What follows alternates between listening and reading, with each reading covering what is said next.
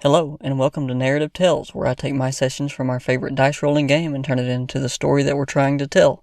So if you don't have the time to sit down and listen to a long actual play session, or simply want to hear a nice story, sit down and listen to this episode of Narrative Tales. This was our first session. This will be a new series as well as the pilot episode for this series.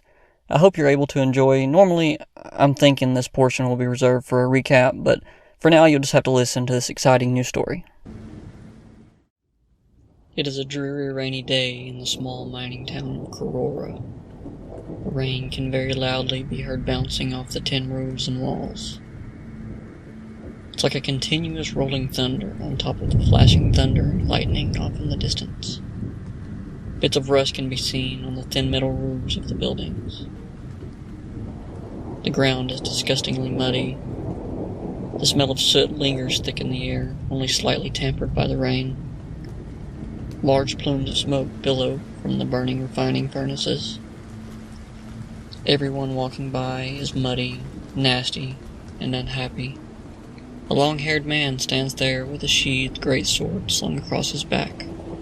A small dagger hangs from his hip. A necklace he wears is hidden under his clothes, aside from a little chain can be seen. He stands there in the rain with no cover, stoic, as he readies himself to enter the small town. The tavern, if there is one here in this pit of a town, will probably be a place to get some answers about the area. It's not hard to find, just a small shack with not much of a door. He walks in, takes in the surroundings, and notices an out-of-place character. A lightly robed elf sitting at the bar, drinking something resembling sweet. He sits beside him. "What's a guy like you doing in a place like this?" "I could ask the same of you." "I've heard tell of something going on in the mine. They've got the place closed down and defended. Now I ask again, what are you doing here?" "Same as you, I suppose. I heard something was going on as I was wandering through, and I thought it might be interesting to check out." "The name's Drock." "Albus." "People like to talk in places where there's drink. Let's hang out here for a bit and see what the miners are saying." Drock concentrates in an attempt to eavesdrop on the surrounding conversations. Sure enough, before long, some information begins to come out. "I heard some guy found a heavy deposit of the stuff and started into it. Part of the cave wall gave way to a narrow passage. I heard whatever got him came out of nowhere with 2 small swords. I was there when it happened. He was slashed up real quick. Then nothing. It got so dark that not even the lanterns and torches could light the place up. We all ran out of the mine, but I hear the guy's body was drained, like he had no muscles." Drock then spends some time pulling out various vials of an unknown substance and mixing them into a solution into an empty vial. "All right, Elvis. I think it's time I go check this out. Nice meeting you. Care for some company?" "No thanks. I'm not a babysitter." "I can handle myself." "Well, I'm not responsible for you."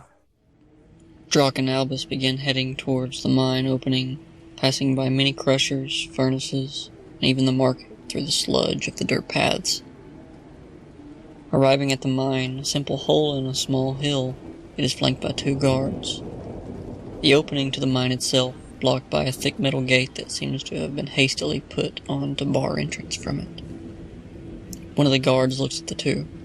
"Move along." Drock speaks up. "I hear you have a problem. I'm here to remedy it. We were stationed here and told to guard the entrance to the mine. If you're here to enter, you'll have to speak to the one in charge." And looks towards the large temporary tent set up about 50 feet away. After a brisk walk over to the tent, they enter the tent to see a few more guards in various states of resting, as well as a large armor-clad human woman standing over a table, seemingly studying a large bit of parchment unraveled across the table. The metal of her armor has been stained to a dark black. Without acknowledging her solicitors, she waves a hand towards them and continues poring over the now apparent map. "Civilians are not allowed in here. Please leave the premises." We are actually here to enter the mines and take care of the problem that has recently came about. She finally looks up from the map. Who are you? Who sent you? What exactly do you know? Well, I am Drock. I am part of a group that deals with certain creatures and other more or less savory things. I am here because I have heard whispers of something going down in the mines. This is Albus. We have recently met. I normally prefer to work alone, but he assures me that he can be useful. That is yet to be determined. I heard about some sort of creature attacking and draining the life force of a miner. Well, it seems you know about as much as we do. You say you're part of an organization, huh? What's the name of your group? The Wardens. I've never heard of such a group. I'll tell you what, I'll let you into that mine, but understand you will have no backup. We won't come save you. Your bodies can be retrieved once this is resolved. Understood. She motions to a few of the resting guards who have now perked up hearing the conversation being had. She follows the guards over to the site and instructs them to let the two in and not to open it under any circumstances unless they come back. The grate is opened, and as they begin delving into the mine, it is shut behind them. It is pitch dark in this cave, the light from the torches being extinguished from being burned out at this point. Albus is able to produce a small flame to light a torch that Drock retrieves from his supplies. Drock also pulls out the vial he concocted back at the bar and drinks it quickly. Its effects begin to take hold and his body seems to gain a bit more mass.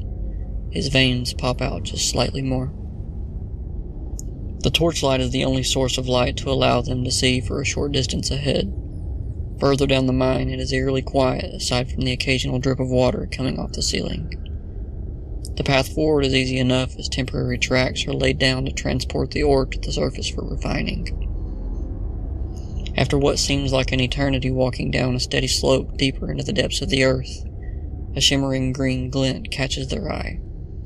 A small portion of wall glimmers slightly in a heavy concentration. The fresh marks of mining tools can be seen in this area. Looking about the area, the dead miner can be seen laying just inside the hole, with a terrified expression across their face. Their face is sunken and their skin seemingly sucked to the bone. They are emaciated. A hole large enough for a single person to fit through had been opened from the apparent mining into a thin hallway that stretched beyond the torch's light. The hallway glows brightly from the torch's light, revealing the massive vein of whatever it was the stuff they were mining. Drock enters first, followed shortly by Albus. The narrow hallway stretches about 20 feet. Beyond the hallway is another opening. As they come to the end of the passageway, they notice it opens up to a small cavernous area. The cavern itself stretches about 50 feet across and 20 feet wide. Before being able to investigate much further, everything goes dark. There is nothing but the quiet, labored breathing of the now startled party members. Understanding an all too familiar situation, Drock closes his eyes as he is brought back to the trial that made him into a warden. He hears nothing before feeling two quick slices across his abdomen. He feels the thrum of his heart beat in his ears as a poison enters through the wound. Drock feels a bit of his muscles deteriorate, just a little as the poison takes hold. He concentrates once more, hearing his attacker's footsteps as he runs off into the darkness. Hearing this, he takes a swing in the dark, hearing the air move around the blade of the great sword as it doesn't find purchase on his attacker, but that's okay because he heard where he scurried off to. Albus! He moved off to the corner to my left. This gives just enough knowledge to Albus to release the spell he had readied. Albus released the spell and a slight thud of the body hitting the floor can be heard by both Albus and Drock. The darkness dissipates and the two look at each other, and then the body. Drock begins cautiously walking over to the unmoving body of their attacker. The entity laying there on the ground matches the description of what they were hunting. A dark cloaked and hooded figure, somewhat slim, with two short swords, lay there, with the residue of a black ichor. Its two eyes glow a sickly green. It's humanoid, but very obviously not of this plane. What is it? Albus thinks for a second. I believe it's a Darkstalker. Drock begins walking towards it to investigate. I wouldn't touch it if I were you. You'll wake it up. I would suggest attempting to dispatch the creature before we start rifling through its stuff. A look of acknowledgement is shared between Drock and Albus. Drock raises his mighty sword above his head and cleaves the head from the body.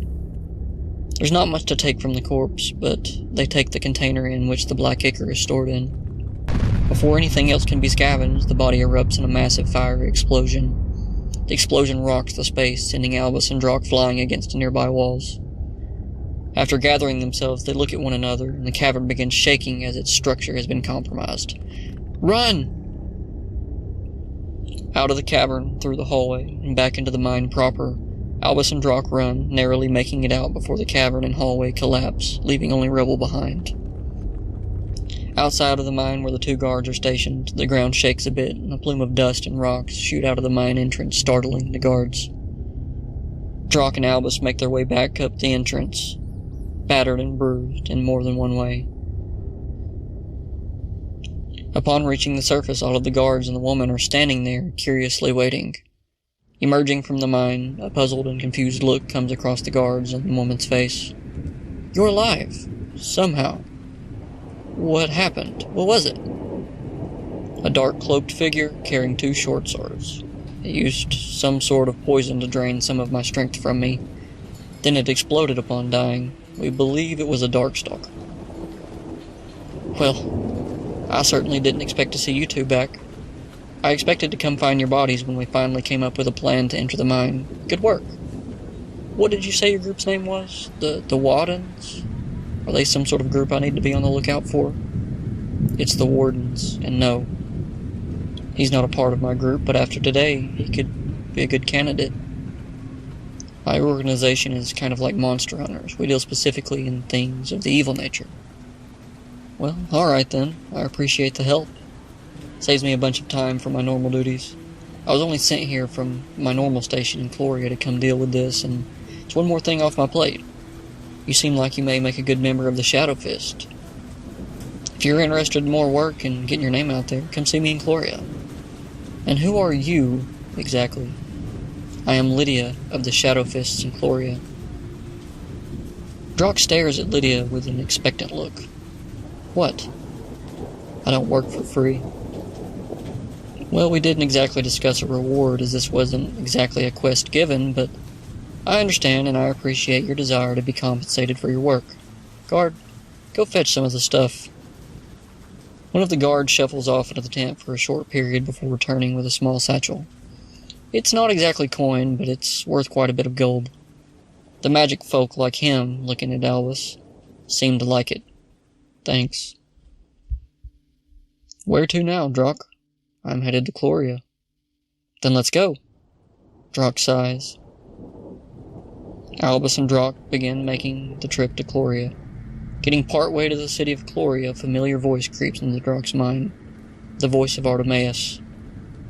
Drock, how did your trip go? Did you actually find anything? Where are you headed now? I look forward to seeing you. It went well. I came across a Darkstalker. I'm headed to Chloria now. I look forward to seeing you soon as well.